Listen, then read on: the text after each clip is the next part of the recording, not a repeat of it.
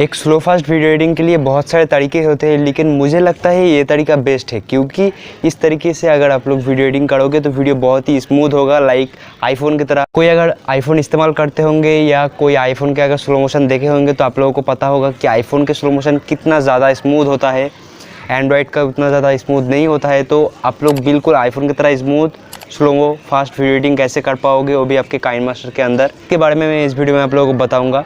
बहुत छोटा सा एक वीडियो है, उम्मीद करूंगा वीडियो आप लोगों को ज़रूर पसंद आएगा। वीडियो को पूरा एंड तक देखते रहना, आई होप ये वीडियो आप लोगों को ज़रूर पसंद आएगा।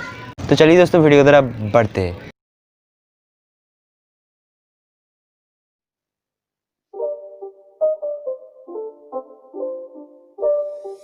It's not a game, it's a rich thing.